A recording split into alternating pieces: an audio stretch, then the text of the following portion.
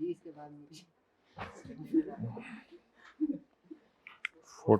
Part B ही चल रहा है, B2।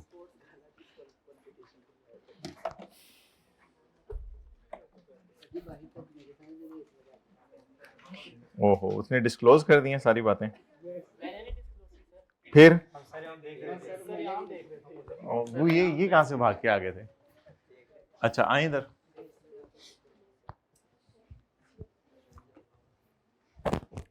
थोड़ा सा पहले देखा करें सवाल में से इजी मार्क्स कहां से मिल सकते हैं। अब सारे काम छोड़ के हाइब्रिड में सेकंड रो में जरा इधर अटेंटिव हो, मोबाइलों को फेंक दें। सीए डिमांडिंग है, अब मैं क्या करूं? मोबाइल पे तो वैसे मरते दम तक ऐसा काम ना कीजिएगा जिससे ना दुनिया का फायदा हो ना आखिरत का फायदा हो। अच्छा, हमने सवाल में बनाने P&L और बैलेंस शीट। अब ये जो सवाल में हमने P&L और बैलेंस शीट बनाना है, इसके लिए हमें एज अ स्टेप 1, इधर देखें, एज अ स्टेप 1 हमें ये देखना पड़ेगा कि अकाउंटिंग क्या है। तो तसल्ली से जरा एक मेथोडोलॉजी समझ लीजिएगा। एज अ स्टेप 1 हमें ये देखना, टेक्स्ट वाले क्या चाह रहे हैं वो बात की बात है। अकाउंटिंग क्या है? जो अकाउंटिंग है उसका P&L बना दें, बैलेंस शीट बना दें, इजी मार्क्स ले लें। तो हमने क्या किया, सबसे पहले इसको पढ़ा, इसको लीज टर्म 5 इयर्स थी, इम्प्लिसिट रेट था, आईडीसी गिवन थी और रेजिडुअल वैल्यूज गिवन थी। तो हमने क्या किया, हमने 5 टेस्ट लगाए। जब हमने 5 टेस्ट लगाए तो 5 टेस्ट, उधर बैठ जाए 1 मिनट, हमने 5 टेस्ट लगाए। तो 5 टेस्ट लगा के हमें पता चला कि लीज का नहीं पता चल रहा। तो हमने वो लीज के चैप्टर का पास पेपर क्वेश्चन 11 की तरह हमने सॉल्व किया। हमने कहा अगर इम्प्लिसिट रेट गिवन है तो ये फाइनेंस लीज ही होगी, इसको जबरदस्ती अज्यूम करें, जो मर्जी करें, आप क्या करें, कुछ भी नहीं कर सकते। अच्छा, तो ये फाइनेंस लीज ही है। इस बेस पे हमने डिसाइड कर लिया ये फाइनेंस लीज है। तो हमने कहा इजी मार्क्स ले लेते हैं, ये तो बच्चों वाला सवाल है फाइनेंस लीज का, इसमें तो कुछ भी नहीं है, इस तरह के तो कई सवाल क्लास में किए हैं। तो इसको हमने पकड़ा और पकड़ के हमने वर्किंग 1 की और 2 की, अभी तक हमें पता ही नहीं कि सवाल में आगे क्या होना है हमारे साथ, वर्किंग 1 की और 2 की, और हमने फाइनेंस लीज की बैलेंस शीट बना दी, LR करंट पोर्शन और P&L में इंटरेस्ट इनकम। अब नीचे मैंने अभी ये भी नहीं देखा कि टैक्स वाले क्या चाहते हैं, मैंने ये भी नहीं देखा टैक्स वाले क्या चाहते हैं। मैंने कहा अगर टैक्स कौन सी, अगर टैक्स वाले कुछ चाह भी रहे हैं ना, तो पहले मैं एक काम कर लूं, इससे पहले कि मैं ये पट्टी खोलूं, मुझे पता है टैक्स के साथ सवाल आया, नीचे रेट दिया हुआ था। तो जब ये रेट नीचे दे दे तो इसका मतलब है अब लीज का सवाल नहीं है, खाली लीज का करने के बाद IAS 12 का भी करना है आपने। अब जब मैंने ये पट्टी खोले बगैर देख ली है, मुझे नजर पड़ गई भी है कि ये IAS 12 का साथ सवाल है, तो मैं कुछ इजी मार्क्स और भी ले जाऊं। मैं इस 41 को पकड़ के उल्टा दूं करंट टैक्स में, और मैं इसको बैलेंस शीट में कैरिंग अमाउंट के तौर पे शो कर दूं, ताकि यहां से भी थोड़े से मार्क्स मिल जाए। ये थी जी मेथोडोलॉजी कि अकाउंटिंग वालों के इंटरेस्ट इनकम उल्टा दे, बस ये 2 फिगर्स पे मैं उंगली रख रहा हूं, अकाउंटिंग वालों के इंटरेस्ट इनकम उल्टा दें और कैरिंग अमाउंट शो कर दें, बस। अब जितना आगे स्यापा पड़ा है, वर्किंग 5, 6, ये सारा टैक्स वालों की वजह से पड़ा है, यहां तक भी 4.5 नंबर मिल गए हैं। अब देखें जी टैक्स वाले क्या चाह रहे हैं।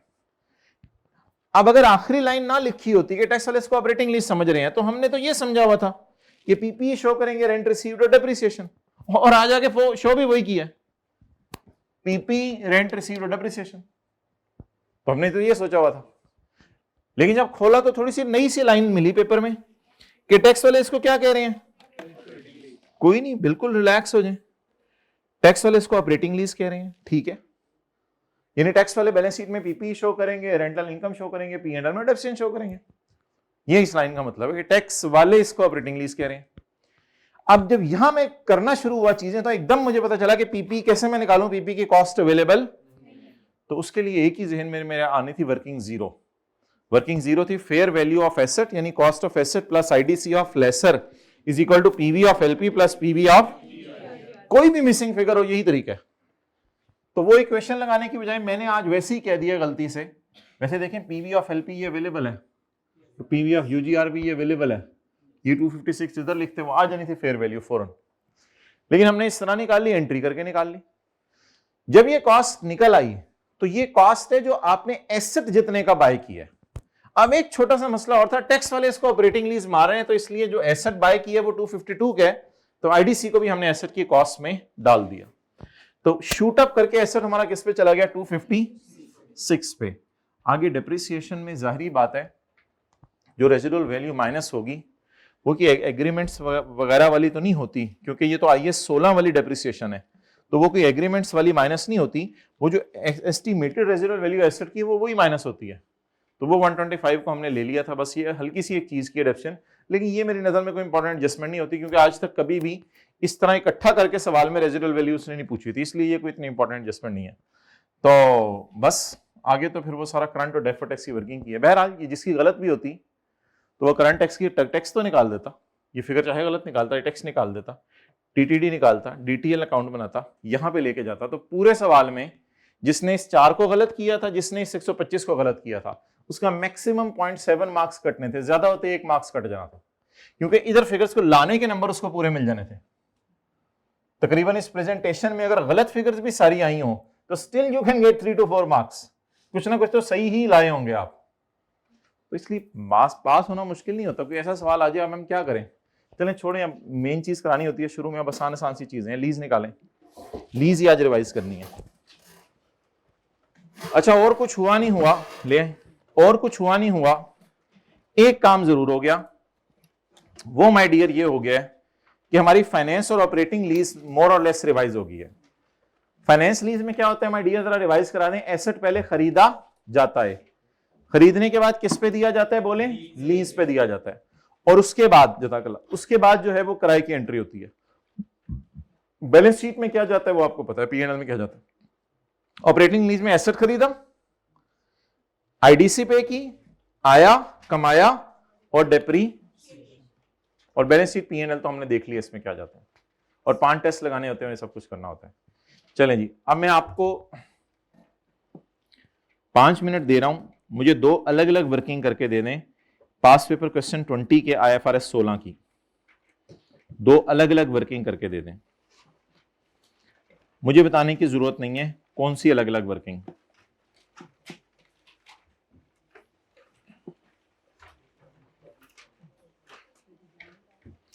अच्छा एक दफा अप्रोच सवालों की ना हम दोबारा, अच्छा मैं अब आपको होमवर्क में सवाल इस तरह दूंगा कि solve question 33 first, then this question 19, ताकि वो आप जरा रिवाइज करें घर में जो एक दफा सवाल किया था। अभी करते हैं इसको फारिग, आगे कोई टाइम नहीं मिलना, आगे कोई संडे नहीं मिलने, बस ये लीज और IAS 12 खत्म हो गया जितना होना था। शॉर्ट टर्म लीज हो वैल्यू एसेट है, वो 2-4 मिनट का है, वो आप खुद भी कर सकते हैं, मैं भी करवा दूंगा। पास पेपर क्वेश्चन 20 का पेपर पेज नंबर कौन सा है, 122। और अक्सर बच्चे पास होके आते हैं, वो अक्सर ये कहते हैं कि बस हमने एंड तक क्लासें पढ़ते रहे और पूरा जो कराते रहे वो बस कोई चीज छोड़ी नहीं, तो नॉन कॉन्शियसली चीजें आपके माइंड में जा रही हैं, आप बैठे हुए थे, आपको शायद कुछ नहीं भी महसूस हुआ, तो बहुत सा फाइनेंस और ऑपरेटिंग लीज आपके माइंड में चली गई है और रिवाइज भी हो गई है। तो बस बैठे रह करें, चीजों को सुनते रह करें, याद होती रहती हैं जी। 2 किस्म की वर्किंग्स कर दें मुझे जल्दी से। क्वेश्चन 20 नहीं 21, 20 तो कर लिया हुआ क्लास में, 21 आपको पता है किस 2 किस्म की वर्किंग करनी है, सवाल की रिक्वायरमेंट पढ़ के आपको खुद ही पता चल जाएगा।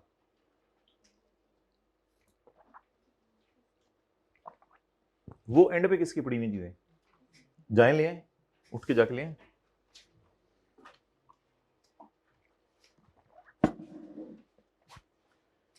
पॉज करो,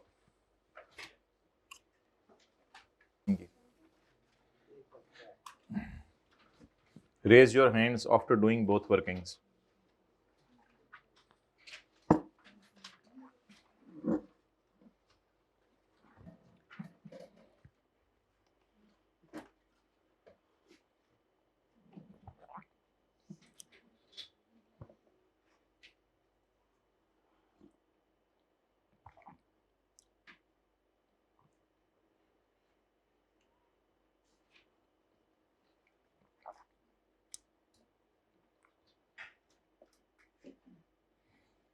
एक आधा मिनट और दे, सवाल तसल्ली से पढ़ लें, फिर वर्किंग में टाइम और कम लगेगा।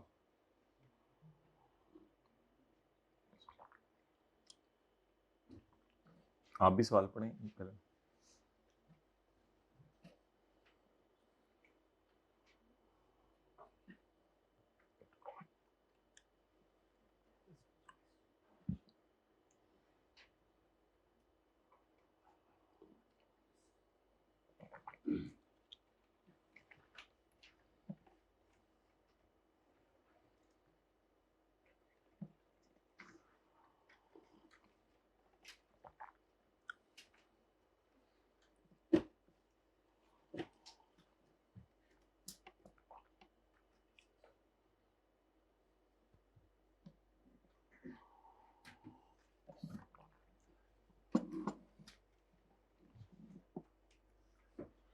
हाइब्रिड में third last row second row बस लिखना शुरू कर दें, बॉल पॉइंट पकड़ के लिखें वर्किंग वन।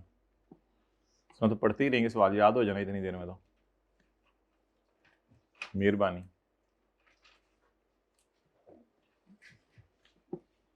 पूरा मोटिवेशन शेड्यूल ना बनाइएगा, दोनों तरीके से वर्किंग कर दें मुझे, सिर्फ पहले साल का मोटिवेशन शेड्यूल बना के। हमने कौन सी बैलेंस शीट बनानी है, 2 सालों का बनाए, 1 ही साल का मोटिवेशन शेड्यूल बनाएं और हाथ खड़ा कर दें।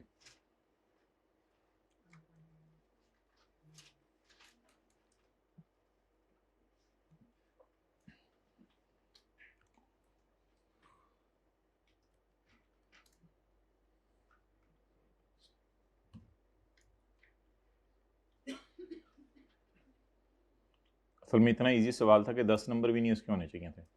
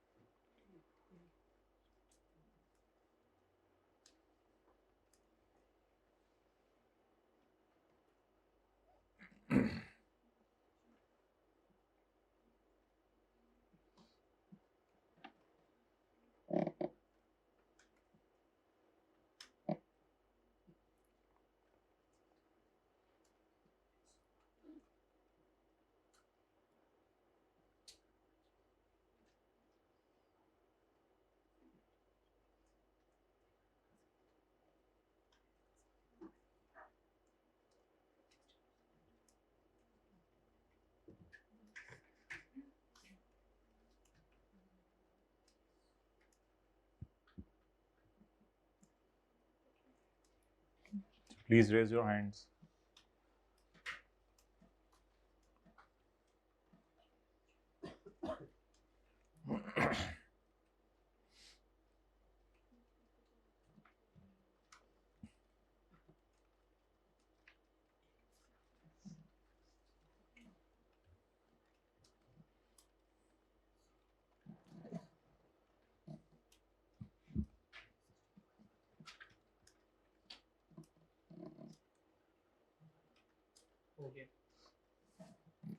एक बंदा, 2 first number, second number.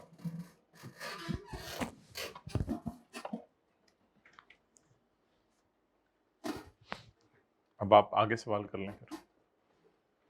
Anyone else?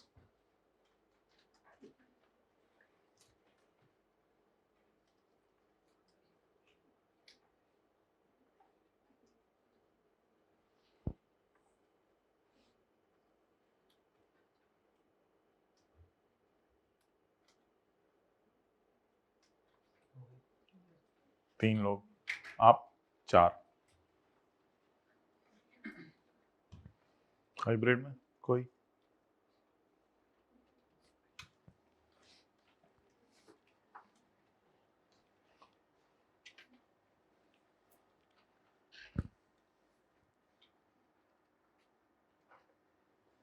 और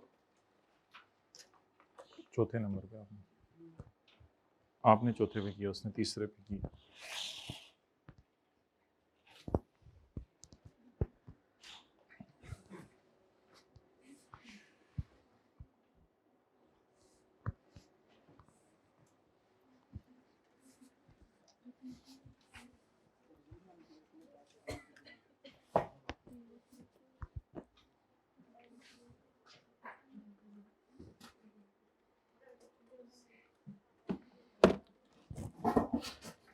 बस ठीक है भाई, सवाल सुल तो आप घर जाके कर ही लेंगे, हल्का सा डिस्कस कर लेते हैं। कितने लोगों ने रिक्वायरमेंट पहले पढ़ी थी सवाल पढ़ने से पहले? Well done. तो इनका जहन शुरू से ही बन गया था, एक गलती बताई होगी और एक सही बात बताई होगी। मशवरा यही होता है, पहले रिक्वायरमेंट पढ़ लिया करें। Correcting general entries, financial statements of Lancome Limited for the year ended 31 December 2024 are under preparation. While reviewing the accounting treatment of the lease transaction entered during the year, it was noted that accountant of LL has simply recorded ROU and LL at PV of rentals discounted using 16%. भाई यहां कहीं नहीं लिखा हुआ कि उसने purchase option को भी डिस्काउंट किया है। जिन लोगों ने रॉन्ग एंट्री करते हुए परचेज ऑप्शन को भी डिस्काउंट किया उन्होंने गलती की है। सवाल क्लियरली बता रहा है उसने बस रेंटल्स को डिस्काउंट किए और रेट कौन सा यूज किए, रेंटल के अलावा कुछ और चीजें भी हैं जो डिस्काउंट करनी है सवाल में, यहां कहीं नहीं लिखा हुआ। और उसके बाद कहता है फिर उसने डेप्रिसिएशन की एंट्री कर दी अल्हम्दुलिल्लाह, उसने इंटरेस्ट की भी एंट्री कर दी है। वो जाहिर बात है बेस्ड ऑन दीज अमाउंट्स ही की होंगी ना, जो अमाउंट्स उसने आरओयूएलएल में डाली हुई उन्हीं की बेस पे आगे एंट्रीज की होंगी। और कहते हैं उसने आईडीसी को एक्सपेंस में डाल दिया है। इतना क्लियर है रॉन्ग एंट्री, जिससे पीछे और क्या रह गया। अब आप हजरात मुझे बताएं,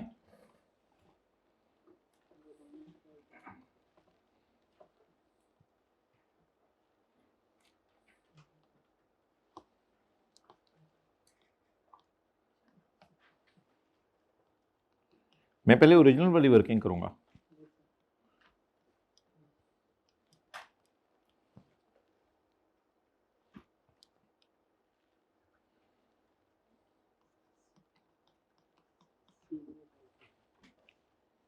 और उसका मोटिवेशन शेड्यूल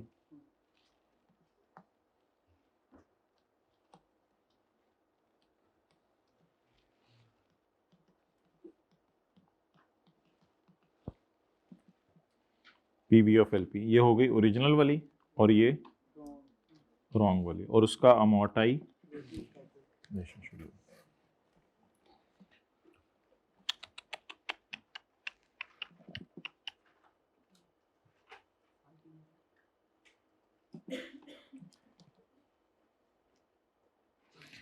ऐसे सवाल में ना बेहतर होता है पहले ओरिजिनल डाटा पढ़ें। During the year the lease transaction as follows, आपने 4 साल के लिए एसेट लीज पे लिया, 48 मिलियन पेमेंट्स हैं एडवांस के अंदर।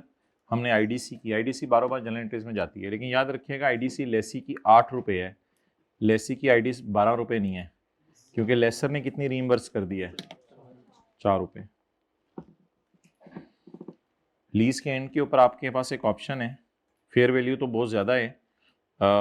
At the end of lease terms, lessee has an option to purchase the plant at estimated fair. It is reasonably certain that we will purchase. बस ठीक है, इसको फिर डाल दीजिएगा। अब लिख दिए कि सर्टन है परचेज करना है, तो फिर इस परचेज ऑप्शन को भी डालिएगा। मार्केट का इंटरेस्ट रेट तो लेसी यूज नहीं करता। अभी तो मैं सही वाला सवाल सॉल्व कर रहा हूँ ना, लेकिन उसको लीज में लाने के लिए हमने 11% रेट रखा है। ये कोई लीज इंसेंटिव वो वाला नहीं है कि आईडीसी में से नेट करना है। कहते हैं मार्केट का रेट 16% है, लेकिन मैंने कस्टमर को अट्रैक्ट करने के लिए 11%। तो हमने कहा था अगर लेसी को इम्प्लिसिट रेट पता है तो वही यूज करेगा। बस इसमें कोई है, इससे फर्क नहीं पड़ता कि इंसेंटिव दिया है नहीं दिया, अच्छा रेट दिया बुरा रेट दिया, बस इम्प्लिसिट रेट ही यूज होना है। और क्या पड़ा था, बस lessee will use implicit rate. LL is obliged to incur decommissioning cost, इसको भी बार जनरल एंट्रीज में लेके जाएंगे, इसको भी बार आरओयू डेबिट, आज वाला जो किया था आरओयू डेबिट प्रोविजन क्रेडिट, इसको बार जनरल एंट्रीज में लेके जाएंगे। अ डिस्काउंट रेट ऑफ 13%। अच्छा एक बात याद रखिएगा, उसने आईडीसी को एक्सपेंस में डाला है और 27 के बारे में नहीं बताया सवाल में, इसलिए उसने 27 को आरओयू में नहीं डाला, बिकॉज उसने आरओयू सिर्फ रिकॉर्ड किया है using rentals. Simply recorded ROU and simply recorded LL using PV of rentals. IDC के बारे में थोड़ी कंफ्यूजन थी, वो उसने क्लियर कर दिया कि उसने उसको एक्सपेंस में डाल दिया। लेकिन 27 के बारे में सवाल में नहीं बताया हुआ, सिर्फ एक 27 ऐसी फिगर है जिसके बारे में सवाल में नहीं बताया हुआ कि क्या किया उसने। तो 27 के बारे में मैं आपको बता देता हूं। 27 को उसने आरओयू में नहीं डाला, क्लियरली लिखा हुआ है simply recorded ROU at PV of rental, not at PV of decommissioning. हालांकि पीवी ऑफ डीकमीशनिंग भी आरओयू में जाती है, आज की क्लास ली थी, वो पीपी जा रहा था आरओयू, पीपी जा रहा था, डीकमीशनिंग की कॉस्ट पीपी में जा रही थी। समझ आ गई बात? तो अब एक एक बात बताएं, आईडीसी को तो उसने किस में डाल दिया, एक्सपेंसेस में।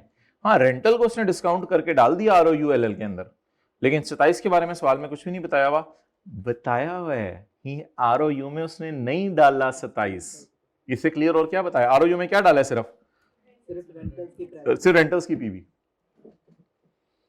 बस discount rate of 13% may be assume wherever required but not given. हाँ, ये रेट हम यूज करेंगे मोहतरम इसके लिए। असल में ना डीकमीशनिंग पे ऐसे वो नहीं रेट यूज होता इम्प्लिसिट। डीकमीशनिंग का लीज से ताल्लुक नहीं है, डी कमीशनिंग का ताल्लुक है IAS 37 से, अल्लाह का शुक्र है आज ही पढ़ा है। डी कमीशनिंग का ताल्लुक है IAS 37 से। डी कमीशनिंग लेसर को पता ही नहीं होती, तो लेसर का रेट कहाँ से हम यूज़ कर लेंगे? IAS 37 वाला रेट है ये हम 13% इसके लिए यूज़ करेंगे। ये आज पहली दफ़ा बात हुई क्लास में, ताकि ये हमने पढ़ लिया था, जिस वजह से ये सवाल अब डिस्कस किया है। बाकी तो कुछ भी नहीं है। अब ऐसा करें, पहले ओरिजिनल काम कर लें। ओरिजिनल काम पता है ये है कि LP आपकी है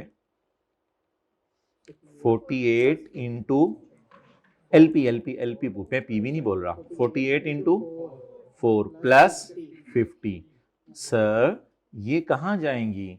बेटा ठहर जो, मैं आपको बता देता हूँ। ये 8 कहाँ जाएगा और ये 27 कहाँ जाएगा? ऐसा मत कहो कि मुझे पता नहीं है चीज़ों का, इतना जुल्म मत करो। आपको सारी चीज़ों का पता है, आपको सिर्फ नज़र मरवा देते हैं कि आपको इन चीज़ों का पता है या नहीं। 48, 4 ही तो फिगरें हैं सवाल में। 48 का रेंटल दिया हुआ है, 8 की IDC दी हुई है, 27 की डी कमीशनिंग दी हुई है और परचेज ऑप्शन की प्राइस दी हुई है। तो सारी चीज़ों को देख लेते हैं कहाँ जाना है। भाई बूटी बूटी है, बूटी अगर आपने अभी तक नहीं लगाई हुई ना, इस सारे सवाल का हल बूटी है। बूटी खोल के देख लेते हैं। आज लेसी भी लगे हाथों, रिवाइज हो गया। ये देखें, रेंटल और परचेज ऑप्शन की प्राइस को हमने वर्किंग 1-2 में लेके जाने, और IDC प्रोविजन फॉर डीकमीशनिंग और इंस्टॉलेशन वगैरह इसको बारोबार, बस। डाउन पेमेंट नहीं है सवाल में, रेंटल है सवाल में, परचेज ऑप्शन की प्राइस है सवाल में, GRV नहीं है सवाल में। तो इन दोनों को जमा करके LP में ले जाएं। पीछे बच गया IDC और डीकमीशनिंग, उसको बारोबार,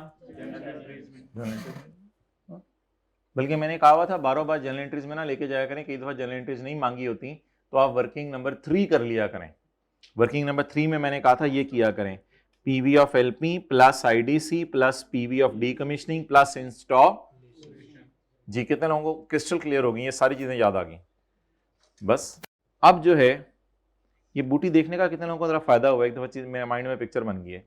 तो सवाल आया करें ना लीज का, ये सफा जरा खोल लिया करें।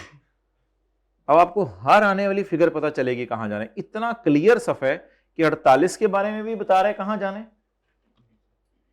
इतना क्लियर सफ़ा है कि 8 के बारे में भी बता रहे कहां जाने, इतना क्लियर सफ़ा है कि 50 के बारे में भी बता रहे कहां जाने, इतना क्लियर सफ़ा है कोई है ही नहीं चीज इससे हट के, लीज क्या है, फॉर्मेट से तो है, और 27 के बारे में भी बता रहे कहां जाने।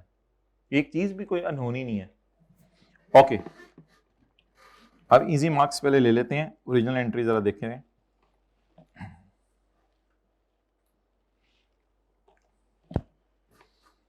और अगले सैटरडे को फिर मैन्युफैक्चरर डीलर ऐसा रिवाइज करेंगे। ट्रिप है, स्पोर्ट्स से है, लेकिन क्या करें, हम तो क्लास लेके अपलोड करेंगे, अब कुछ हल नहीं है हमारे पास इसका। तो कुछ हफ्ते में पहले शिफ्ट कर लेंगे, पार्ट B को पार्ट A ही खाली करेंगे, देख लेंगे आप लोगों से मशवरा करके। हमारे पास तो कोई हल नहीं है इसका। स्पोर्ट्स डे में आ जाएंगे हम फिर। ये मैं किस टीम में हूँ बताता हूँ आपको।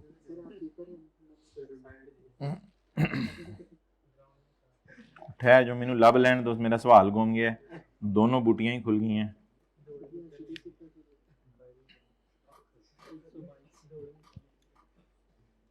जिसने देखा ना टाइम, अपना जूता उतार के ना मुझे जरा पकड़ाइएगा, मैं उसको सेट करूंगा। भाई मगरिब की अज़ान होगी, हमें आवाज आ जाएगी। या तो आप क्या कहते हैं, ये एक दावा करें ना कि सानू आंदा है सब कुछ। बेटा मगरिब तक जाना है।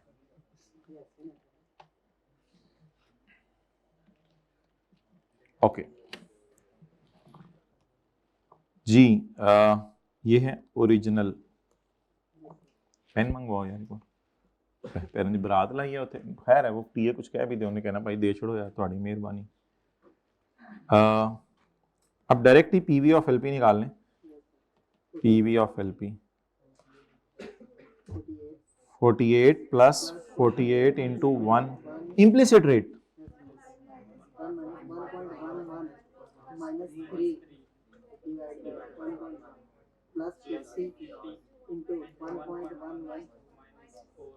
भाई यार आराम ਨਾਲ ਦੱਸਿਆ ਕਰੋ, ਕੋਈ ਸਾਡੇ ਵਰਗੇ ਵੀ ਹੁੰਦੇ ਨੇ, ਉਹਲੇ ਸੋਚ ਰਹੇ ਹੁੰਦੇ ਨੇ, ਤੁਸੀਂ ਫਿਗਰਾਂ ਕੱਢ ਕੇ ਬੈਠੇ ਹੁੰਦੇ ਹੋ।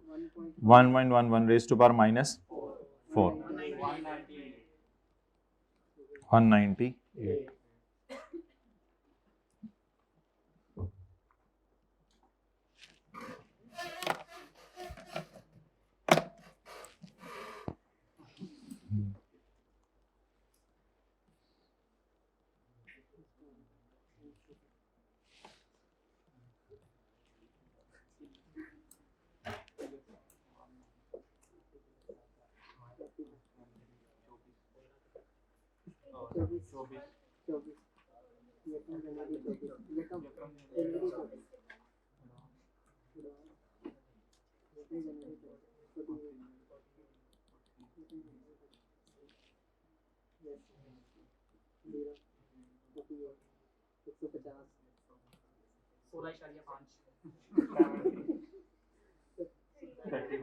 सर उसकी वजह से ना वहाँ पे भी मसला आ जाएगा, इधर 16.5 वो कम ही डिफरेंस है उसके अंदर।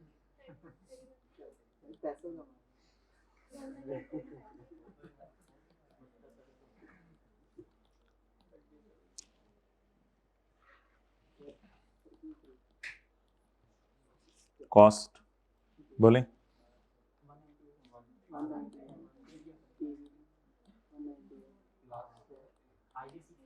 बार एंट्रीज में भी जानी है, ये एसेट का पार्ट बनी है। चलिए आईडीसी की एंट्री बताएं। आरओयू डेबिट कैश क्रेडिट बोले 8। वो जाहिर बात है एग्जामिनर को तो हम ऐसे शो करेंगे ना 12-4 और प्रोविजन फॉर डिसमेंटलिंग। आरओयू में कितनी जाएगी? आरओयू में डिस्काउंटेड जाएगी ना। कितने साल बाद डिसमेंटल होने? 7 साल बाद।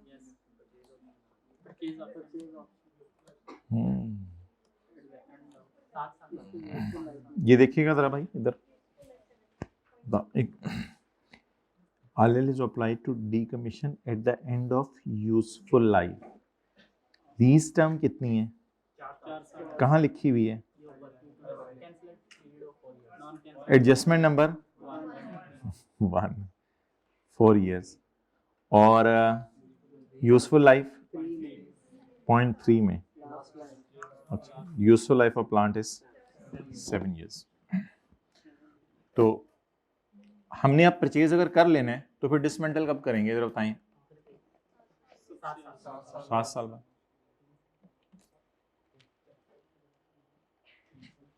जी अमाउंट 27। कितने साल बाद?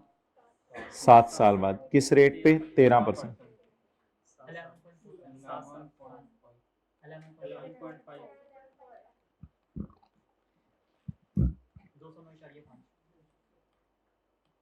सुख तुसी घरों कट के ले आए हो?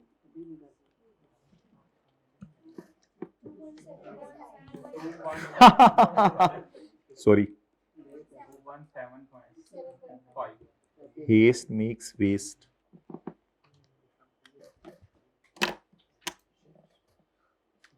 करूँ मैसेज आया है कब आने? हाँ मगरिब यहाँ से पढ़ के निकलूंगा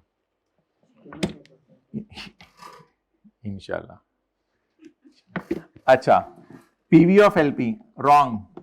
आप बताएं सिंपली उसने क्या किया है? सिंपली उसने मार्केट रेट पर सिर्फ 48 को डिस्काउंट किया है।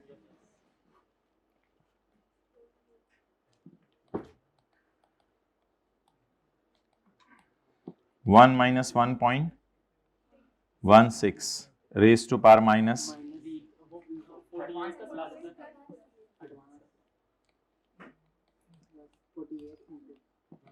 1 माइनस 1.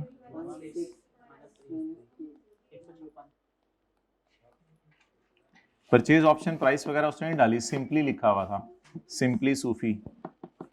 अच्छा जवाब 156। यही नहीं बच तो गया। अच्छा डेट, इंस्टॉलमेंट, प्रिंसिपल, पीवी।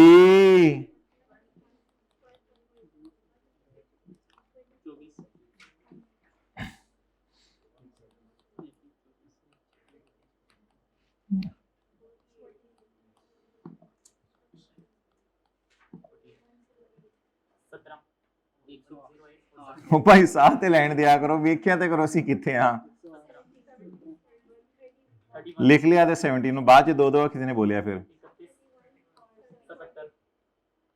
.8 ਹੁਣ ਕਿੱਥੋਂ ਆ ਗਿਆ? ਇਹਨੂੰ ਅਸੀਂ ਪੁਆਇੰਟ 'ਚ ਨਹੀਂ ਪਾਇਆ, ਤੁਹਾਨੂੰ ਬਾਹਰੋਂ ਪਾਰਟ। ਅੱਛਾ ਉੱਪਰ ਵੀ ਤੁਸੀਂ ਪਾਇਆ ਨਾ, ਅਸੀਂ ਤਾਂ ਨਹੀਂ ਪਾਇਆ। ਤੇ ਸਾਡੇ ਵਾਲੀਆਂ ਫਿਗਰਾਂ ਕੱਢੋ।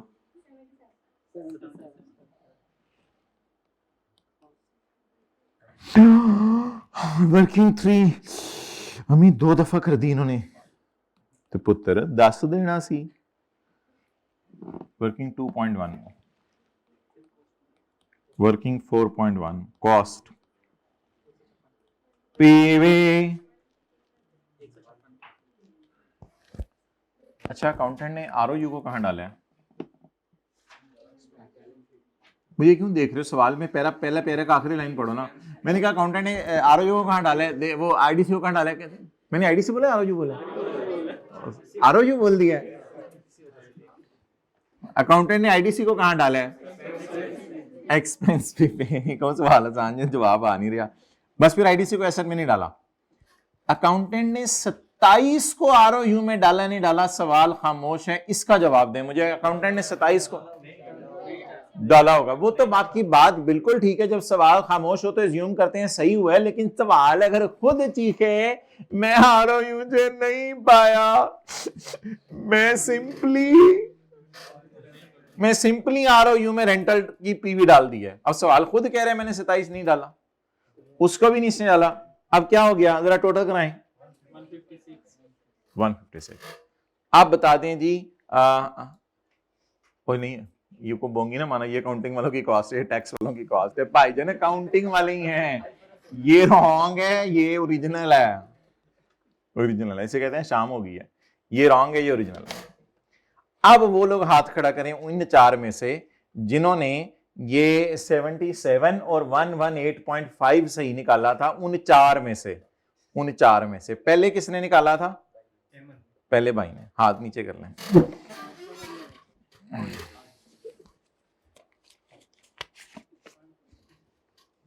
हाँ तेरे चाचे का पुत्र है वो, तेरे 250 रुपये उसने देने बाद में। अच्छा जी, अब जनरल एंट्रीज हम करने लगे हैं। जनरल एंट्रीज लेकिन मैं आपको सिर्फ दिखाने लगा हूं। क्या कह रहे हैं? रिक्शा के लेने के लिए रिक्शे वाले अंकल को कहो कि जरा वेट करें।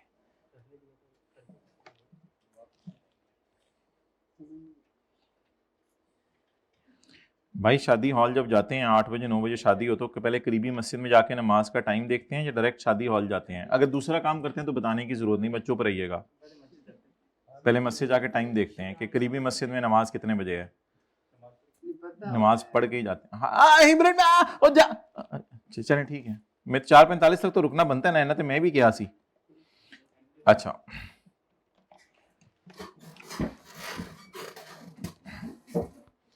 जी, 1 जनवरी बोले 2024 पहली एंट्री बताए। मैं कह रहा हूं बोल रहे हैं 1 जनवरी, वो कह रहे हैं 1 जनवरी 2024। Right of use debit, lease liability, credit इधर। इसके बाद 1 जनवरी को आज ही एक एंट्री पड़ी है आरओयू debit, provision credit. ROU debit और आईडीसी की एंट्री भी बता दें, आरओयू डेबिट, कैश क्रेडिट। ये 3 एंट्रीज जो मैंने अभी आपको बूटी में से रिवाइज करवाई थी, ये वही वाली 3 एंट्रीज मैं बोल रहा हूं। ये तीनों 1 जनवरी को हो जाएंगी। आप बता दें 1 जनवरी को क्या क्या एंट्री होगी। आरओयू डेबिट, लीज लाइबिलिटी, क्रेडिट 198.2 से या 198 से। दूसरी एंट्री आरओयू डेबिट, कैश। और तीसरी एंट्री आरओयू डेबिट, प्रोविजन क्रेडिट। हमने कितने से की है? 12 से या 11.5 से? 11.5 से। ये 3 एंट्रीज होगी। एंट्रीज ओरिजिनल रॉन्ग करनी है, बाद में रेक्टिफाइंग एंट्रीज करने में आधा मिनट लगता है। ओरिजिनल भी जल्दी हो जानी है। जब सवाल असल में वर्किंग 1 2 में ही टाइम लगना था, वर्किंग करने के बाद आगे कोई टाइम नहीं है। अब तो ये आगे डंकी वर्क है सारा। ये एंट्रीज क्यों आनी चाहिए हमें? बस इस वजह से ये तीनों एंट्रीज आनी चाहिए, और क्या वजह? और तो कोई वजह नहीं है। ये एंट्री इस वजह से आनी चाहिए हमें। अच्छा, इसके बाद अब आप ऐसा करें कि अब आप जो है वो बता दें 1 जनवरी 24 को एक और एंट्री कौन सी होनी है? लीज। अब मैं बता रहा हूं हट के कोई चीज हुई तो है ही नहीं, अब जबरदस्ती कोई चीज निकालेंगे अब हट के। कैश क्रेडिट और लीज, तुम चुप कर जाओ, कैश क्रेडिट ते लीज लाइबिलिटी डेबिट, और उसके बाद interest expense debit, interest payable credit. अगर ओनरशिप ट्रांसफर होनी हो, जैसा कि हो, तीनों नहीं लबना, छड़ शोर कर रहे हैं ना। अच्छा, अगर ओनरशिप ट्रांसफर होनी हो तो लीज टर्म पे या यूजफुल लाइफ पे या हायर पे या लोअर पे? शॉर्टर। अगर ओनरशिप ट्रांसफर होनी है तो यूजफुल लाइफ पे, लेक्चर नंबर 2 या 3 जाके लीज का लें। और अगर कोई कहते हैं मैंने नहीं लेना लेक्चर, तो बूटी है ना। इफ ओनरशिप विल ट्रांसफर तो डेप्रिशिएट ओवर, बस बूटी इस्तेमाल नहीं करनी आई अभी तक। मसला ये अभी जिसने शॉर्टर बोला है ना, बूटी इस्तेमाल करनी है, ये बूटी इस्तेमाल करना सीखना है माय डियर। बूटी, आप बूटी को बूटा समझ लेते हो, वो बूटी है भाई, ये काम की। अच्छा, डेप्रिसिएशन डेबिट अकोमोडेशन क्रेडिट हो गए, लेकिन कितने साल पे? 198 डिवाइडेड बाय 7। अब एंट्री जरा जल्दी से रिवाइज करवा दें। आरओयू डेबिट, लीज लाइबिलिटी क्रेडिट। इसकी जरूरत नहीं है कि आप इस तरह वर्किंग करें। आपको पता है दो चीजें बारों बार जानी है, उसकी एंट्री याद से कर दीजिएगा। दो चीजें बारों बार जानी है, आरओयू डेबिट कैश क्रेडिट और ROU debit provision credit. Interest expense debit provision, interest payable credit, और उसके बाद लीज नहीं, lease liability debit cash credit, ठीक है, मात्र तो मिस होगी। उसके बाद डेप्सिएशन डेबिट अकोमोडेशन क्रेडिट। 198 नहीं, 217 पॉइंट डिवाइडेड बाय 7, एक साल की डेप्सिएशन आ जाएगी। एक एंट्री और बता दें, कौन बोला अनवाइंडिंग? जी, वेल डन, वेल डन। हुन बोल चढ़े, हुन बोल चढ़े, मैं बोलन लगा सी।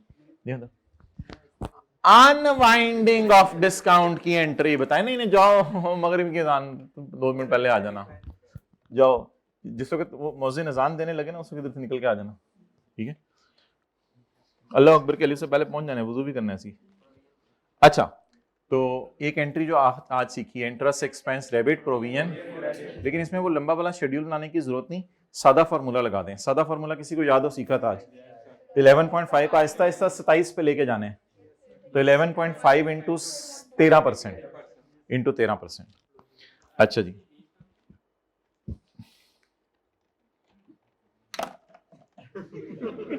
कौन बोले आईडीसी लीज टर्म पे?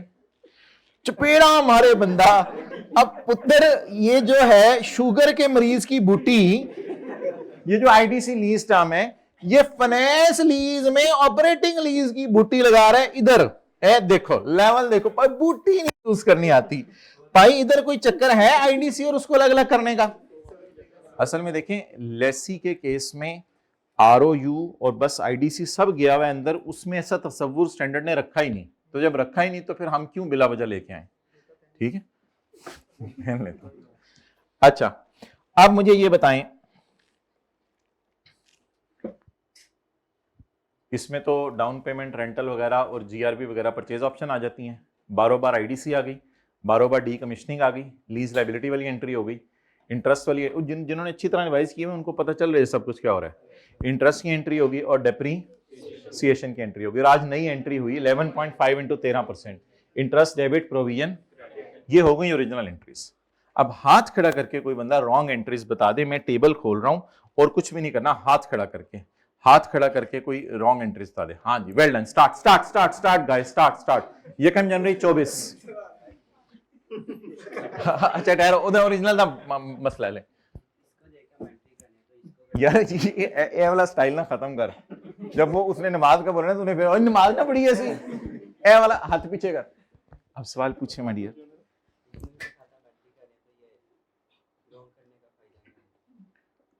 रेक्टिफाइंग करनी है ना यार, जो मेरी गल हो रही है ਉਹਦੇ ਨਾਲ।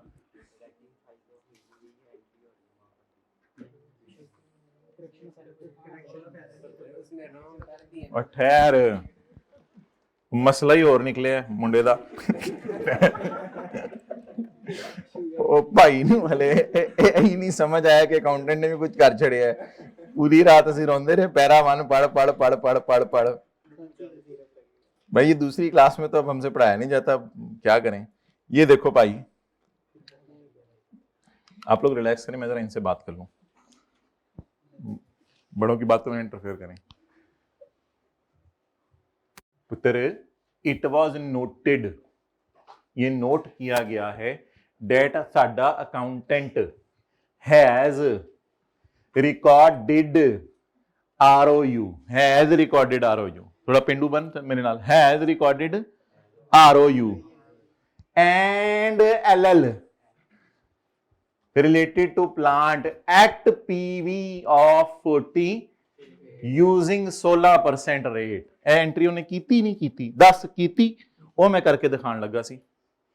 getting the point? the ਅਗਲੀਆਂ ਐਂਟਰੀਆਂ for depreciation and interest on these amounts sister, while the net IDC has been बोलो has been बोलो फिर नहीं सॉफ्टवेयर अपडेट हुए थे, तेरा इंस्टॉल नहीं हो रहा। इस तरह के पंगे ना लिया करो ना, उसका अपडेट करा दिए। अच्छा, तो अब भाई रॉन्ग एंट्रीज हो गई या नहीं हो गई, जल्दी बताएं।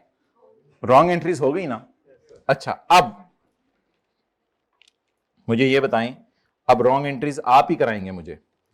वो कह रहे हैं मैंने ROU और LL को रिकॉर्ड कर दिया है 48 की PV निकाल के, अब आप मुझे रॉन्ग एंट्री करवाओ, ROU और LL पहली वाली एंट्री करवाओ। इन्होंने क्या करवाई होगी?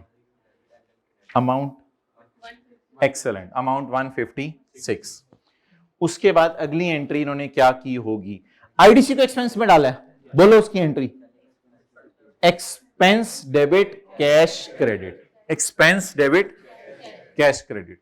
तीसरी एंट्री बोलो, तीसरी एंट्री LL डेबिट, अगली सब्सिक्वेंट एंट्री स्कीम ही है, सवाल ने लिखा हुआ है, सवाल ने लिखा हुआ है, देखो सब्सिक्वेंट एंट्री स्कीम ही है।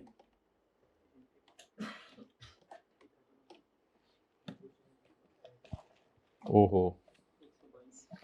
वो तो ठीक है, लेकिन वो क्या चक्कर हुआ? अच्छा ठीक है,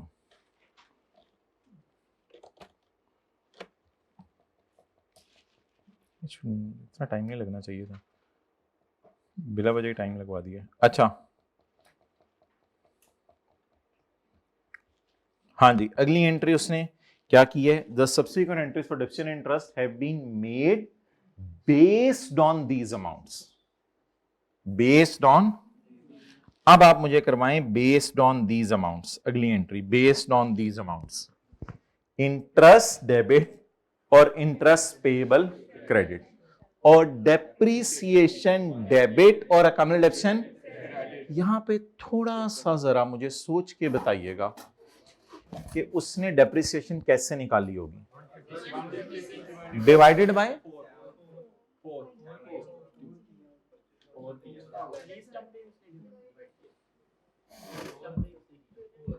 ठीक है, ये गलती हो सकती थी किसी की। मेरे भी जहन में सवाल पढ़ के 4 आया था, के सॉल्यूशन में भी उसने 4 ही किया हुआ था, और होना भी 4 चाहिए, क्योंकि उसने ना इसमें भी 50 को इग्नोर किया है, यानी उसको 50 की अंडरस्टैंडिंग नहीं थी कि 50 कुछ है, बड़ा क्लियरली उसने लिखा हुआ है। सिंपली, सिंपली का लफ्ज़ बड़ा इंपॉर्टेंट था सवाल में, सिंपली उसने 48 को डिस्काउंट किया है। तो ये एक छोटा सा मसला था इस सवाल में, जिसको मैं मसला कह सकता हूँ, बाकी तो बहुत आसान सवाल था। तो उसने, अच्छा ये बात याद है कि ये सवाल उन लोगों के लिए आता है जिन्होंने टर्म टेस्ट दे दिए हों, मॉक दे दिए हों, सारी प्रैक्टिस कर ली, उसके बाद जाके पेपर में ये सवाल आता है और गो थ्रू हुई होती हैं चीज़ें, बार बार रिवाइज होती हैं, फिर जाके ये सवाल आता है। अब लीज रिवाइज की नहीं हुई, बूटी दिखा के आपको लीज रिवाइज कराई है, तो फिर तो जाहिर बात है थोड़ा सा टाइम लगेगा, इसलिए तो टाइम लग रहा है, वरना क्यों टाइम लगना था? सवाल तो वरना 15-20 मिनट का है। अच्छा जी, तो आप बताएं उसने शायद क्यों 4 से डिवाइड किया होगा, क्यों नहीं 7 से डिवाइड किया होगा? क्योंकि उसने जब इसमें 50 इग्नोर कर दिया, तो ज्यादा चांस है कि उसने इसमें परचेज ऑप्शन टोटली इग्नोर कर दी। अच्छा जी, तो बस ठीक है, अब ये रॉन्ग एंट्रीज है।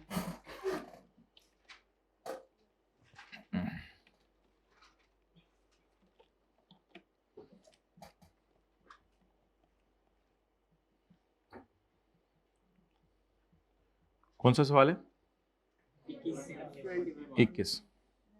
ROU डेबिट LL क्रेडिट 156 से जो भी हमने किया, एक्सपेंस डेबिट कैश क्रेडिट वो 48 रुपए से फिगर नहीं याद होंगे, lease liability debit, interest debit interest payable credit, वो जो इंटरेस्ट है, और डेप्रिसिएशन कितने सालों पे? 4 सालों में, बेस्ड ऑन 156। अच्छा, अब रेक्टिफाइंग एंट्रीज जो है वो अब आप लोग मुझे खुद ही बताते रहें, एक एक करके कंपेयर करें, एक एक करके कंपेयर। अब आमने सामने डब्बा नहीं है माजरत। आरओयू डेबिट एलएल क्रेडिट 198 से है और इधर आरओयू डेबिट एलएल क्रेडिट 156 से है। दोनों का डिफरेंस कैलकुलेटर के बगैर बताएं। 198 और 156 का तकरीबन डिफरेंस 66, 76, 86, 96, 42 42 की एंट्री बताएं। आरओयू 198 से डेबिट होना चाहिए था, 155 से डेबिट हो गया। अब आसान सी, ये रेक्टिफाइंग एंट्रीज तो आसान है, मैंने ऊपर की नहीं है। 42 आरओयू डेबिट एलएल क्रेडिट, डेट नहीं डाली हुई, डेट 31 दिसंबर की डाल सकते हैं सबके साथ। अच्छा, एक एक करके गलती पकड़े। आरओयू डेबिट कैश क्रेडिट होनी चाहिए थी, हो क्या गई? एक्सपेंस डेबिट कैश क्रेडिट, तो expense credit expense credit ROU debit. Overall combined entry भी कर सकते हैं, वो कभी करना सिखाऊंगा, वो थोड़ा सा टाइम टेकिंग होता है, इसलिए अलग अलग हर एक को कंपेयर करें। तीसरा, ये तो उसने की नहीं, क्योंकि सवाल में उसने लिखा था ही has simply recorded ROU at, यानी आरओयू में 27 डाला ही नहीं। इसको तो एज इट इज, बेशक इसको और इन दोनों को साथ ही ले जाएं या बेहतर है अपनी जगह पे ले जाएं। आरओयू पहले ये तो कर दें 11.5, ऐसे ही जाके करें 11.5। अच्छा जी, आगे चलें। Lease liability debit cash credit में तो मसला ही नहीं, कैश की तो एंट्री अकाउंटेंट कभी भूल ही नहीं सकता। उसके बाद इंटरेस्ट और डेप्रिसिएशन 16 और 31 है, और इधर वाला 17 और 39 है। अब 16 है, 17 पे हो गया। Interest payable debit interest expense credit, ये एक एंट्री हो जाएगी।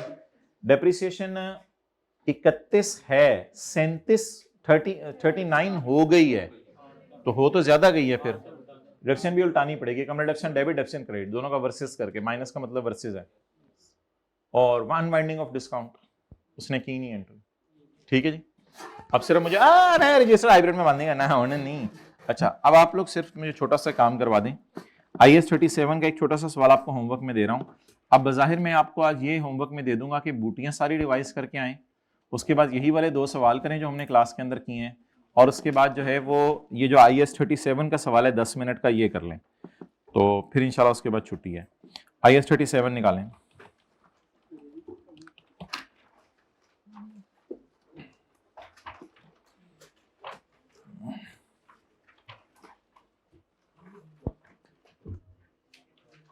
Past paper question 16, past paper question 16।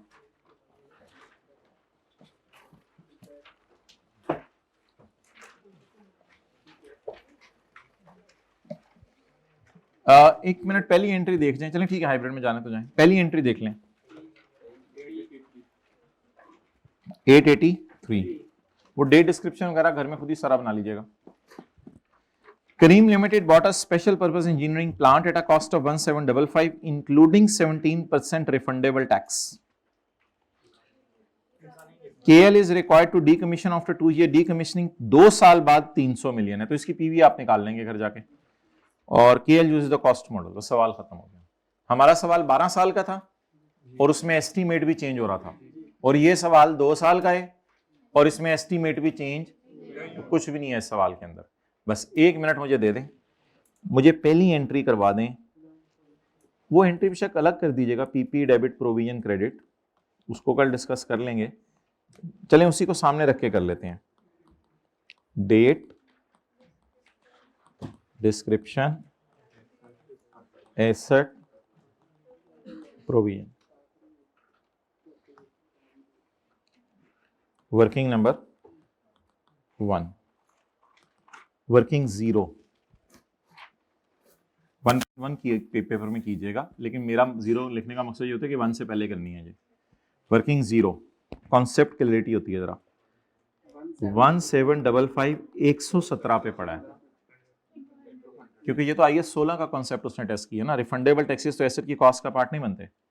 ये 17 पे पड़ा है, मुझे 17 नहीं चाहिए, मुझे 100 चाहिए। कितना? 1500। तो 1 जनवरी 15, कॉस्ट 1500। बाकी ऑब्वियसली 1500 पे तो आपको पता है एसेट रिकॉर्ड नहीं होना। 1755 की बजाय फिलहाल हमने किस पे रिकॉर्ड कर दिए? 1500। अब वो जो सुबह सुबह काम किया था 1.240, चलें 3 कर लें, 243.5 डन, प्लस 17 डॉलर। अब आप मुझे हाथ खड़ा करके आगे उसी तरह करने हैं, वो डेप्रिसिएशन इंटरेस्ट और सारा करा दूंगा अगली क्लास में, लेकिन मुझे हाथ खड़ा करके कोई बंदा पहली वाली जनरल एंट्री, यहां तक समझ तो आ गया ना? एसेट में 1755 डाले या सिर्फ 1500? 15। याद रखिएगा जब ये इंक्लूड होते हैं ना तो ये फिगर 117 पे पड़ी होती है। जिन्होंने टैक्स पढ़ा हुआ है उनको ये बात पता है इंक्लूसिव का मतलब क्या है। जिन्होंने टैक्स इस दफा पढ़े हैं वो भी सेशन एंड तक उनको भी पता चल जाएगा। तो इसमें टैक्स पड़ा हुआ है, ये 117 पे फिगर पड़ी है तो 100 पे लानी है मैंने।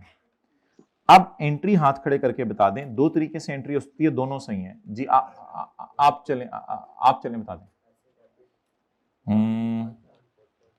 एसेट डेबिट 1744 चल रही है, सही चल रही है माशाल्लाह, ट्राई करो। Provision credit 244, cash credit 1500। चलो ये तो आप लोगों ने बिल्कुल सुबह वाली क्लास जैसा कर लिया, बिल्कुल ही, कि एसेट डेबिट अलग अलग ना करो, asset debit, cash credit, provision. लेकिन ये तो आप लकीर के फकीर हैं, आधा नंबर आपका मिस हो गया, पेपर में वो भी लेना है, आधा नंबर आपने लेने हैं। रिफंडेबल टैक्स है भाई, मैं क्या करूं, मैंने गवर्नमेंट को 1755 दिए हैं तो मेरी जेब से 1500 नहीं गया, मेरी जेब से 1500 भी गया और 255 भी गया है। 255 की एंट्री चलें अलग से करवा दें। ओ भाई, ओ मेरे भाई, 255, ओ मेरे भाई जेब से याद रखिएगा, मैं आपको हाईलाइट कर दूं अगर किसी को पता नहीं चल रहा। जेब से तो मेरे कितने गए हैं? 17। मैं एक्सपेक्ट कर रहा था कि आप ये एंट्री कंबाइन करवा देंगे शायद, समझ आया?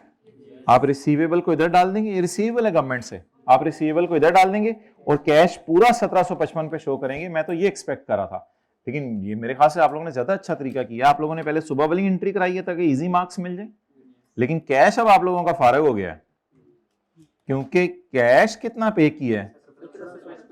1755। ठीक है चलें, ये ज्यादा आसान है, इस तरह नोट कर लें, ये ज्यादा आसान है एंट्री।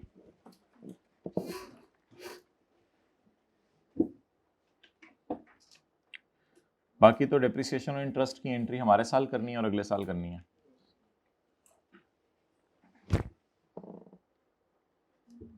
कुछ समझ आई है? 255 की एंट्री तो करें ना, ये तो जुल्म ना करेंगे अगर टैक्स हुकूमत से वापस लेने तो मेरी बैलेंस शीट में रिसीवेबल ही नजर ना आए।